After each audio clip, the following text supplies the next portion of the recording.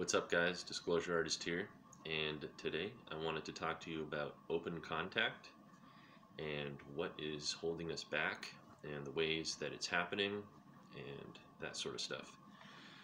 So I've been thinking a bit about current events and the way things are moving along. And when you look to movies like, let me back up. Based on my most recent weekend, it seems to me that it's still just a consciousness issue. When you look to movies like Honey, I Shrunk the Kids, and you see the character Auntie, who's basically it's a normal size ant, but to the protagonist, it's a giant ant, and from what I understand, ants can live to be 27 years. And in the movie, it's definitely anthropomorphic to some degree, or at least they're shrunken down to a size that they can see the consciousness of this creature. And I know there's insectoid ETs that are both pleasant and not pleasant to humanity. But again, there's no one type of ET that is all bad or all good, and just like there's no one species of human that's all good or all bad. It's all individualistic. But in that movie, you can tell that they're putting feelers out there in a sense to see what people's emotional intelligence is. The creature in that movie, it releases really cute sounds when it's communicating with the children, and it even risks its own life and ends up getting killed trying to protect the kids. And I remember watching this as a child and being absolutely heartbroken at this insect dying, while I'm almost certain that other people watching it would feel absolutely nothing, because in their mind it's just an ant. And this is the problem with open contact. I think that one of our biggest forms of discrimination is sizeism, and I'm sure it's rampant throughout the cosmos.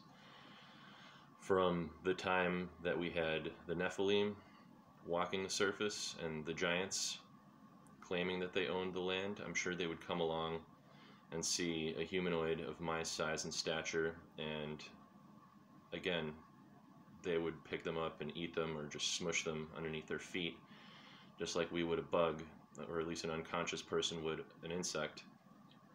And it's really messed up, because my previous weekend I was in the pool and I was swimming with a bunch of people, but one of the people in the pool was a woman who has, I guess, a farm with lots and lots of animals, lots of dogs and lots of different types of animals, and she wasn't batting an eye at the fact that the pool was being literally bombarded by beetles because it was nighttime. They were just crash landing into the pool because of the light, and I was spending my entire evening rescuing bugs. I must have saved at least 100 beetles that evening, because regardless of size, no creature has the right to live more than another. Like in the movie Willow, like, would Val Kilmer's character kill the brownies because they're smaller? I mean, they're the size of a mouse, but no, they're conscious, they're sentient, regardless of their size. And this continues to be an issue in our world, where the smaller something is, the less value its life has, and that needs to end. Another thing that's holding us up, if you look to the movie Watchmen specifically, and you look at the character of Dr. Manhattan, he basically comes to be, he's a normal guy, he gets caught in an intrinsic field, has a physics accident, and ultimately is transformed into a superhuman, a superconscious being for that matter. For lack of, any greater detail, he might as well be an extraterrestrial. And now picture a being like this in our world. Now what do the people in that film or depiction or comic book or graphic novel, whatever you want to call it, do to that character. Ultimately, by revealing himself to the world, he falls victim to one of the ploys of the powers that be. If you're not familiar with the story, you've had enough time to look into it, and I'm just going to explain what I mean.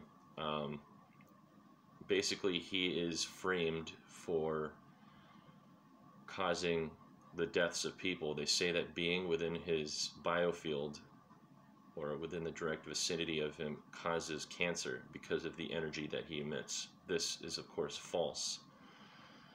And it ultimately leads the character to leave Earth. He teleports away.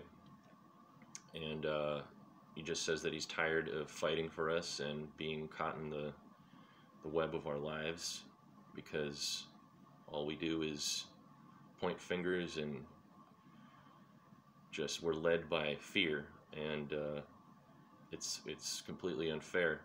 They blame the death of his ex-wife and his best friend on him so as to minimize his ability to influence the public. And you wonder why ETs don't reveal themselves in our world.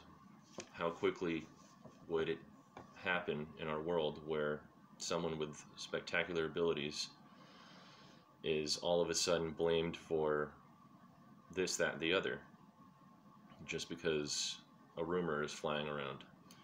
So I'm pretty sure they're quite comfortable staying hidden and incognito as they are, and you really don't have to look much farther than that example right there of how easily their lives would be destroyed if they revealed themselves.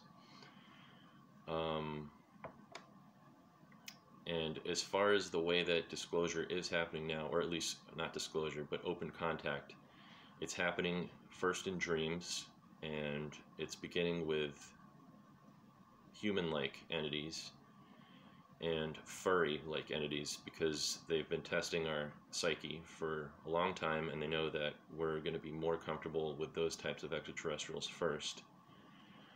And of course, they're reading our biofields, so they're selecting the individuals who have a lower propensity for anxiety,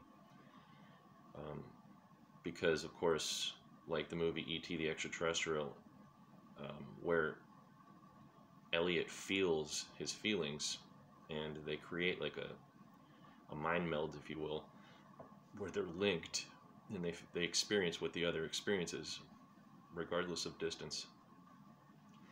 So they're picking people who have the ability to control their fear, or at least have managed to not fire hose their emotions in such a way, because it'll affect their biofield during that communication.